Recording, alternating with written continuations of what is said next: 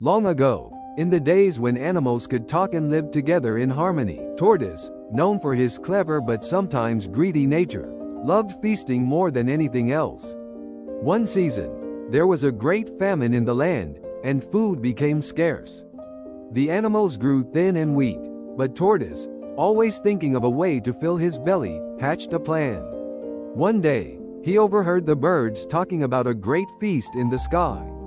The birds had been invited by the sky people for a grand festival filled with delicious food and sweet palm wine.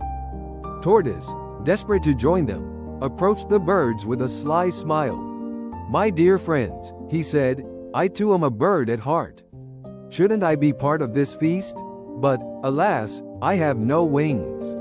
The birds hesitated, for they knew Tortoise's cunning ways, but he convinced them that he had changed and only wished to celebrate with them. So, out of kindness, each bird plucked a feather and gave it to Tortoise. With the feathers, he fashioned a pair of wings, and soon, he was soaring into the sky with the birds. As they neared the Sky Kingdom, Tortoise had another idea. "My friends," he said, "in grand feasts, guests are given special names. From now on, call me, all of you." The birds, though puzzled, agreed. At the feast, the sky people set out delicious meals, and before serving, they announced, "This food is for all of you." Tortoise, smiling greedily, quickly reminded the birds, "Remember, my name is all of you. So, all the food is for me."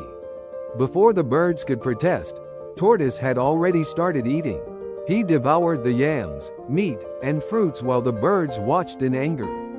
When the feast was nearly over, the hungry and furious birds decided to teach Tortoise a lesson. One by one, they took back their feathers and flew home, leaving Tortoise stranded in the sky. Realizing his mistake, Tortoise pleaded with the birds to take him down, but they refused. He called out to Parrot, the only bird still listening, and asked him to send a message to his wife. "Tell my wife to gather all the soft things in our home, leaves, clothes, anything, and spread them outside so I can land safely." Parrot agreed, but knowing Tortoise's trickster ways, he changed the message. When Parrot reached Tortoise's wife, he told her, "Your husband says you should gather all the hardest things, stones, mortars, and pestles, and spread them outside for his landing." Obediently, she did as she was told. When Tortoise could hold on no longer, he closed his eyes and let himself fall. Down, down he went, tumbling through the sky until, crack!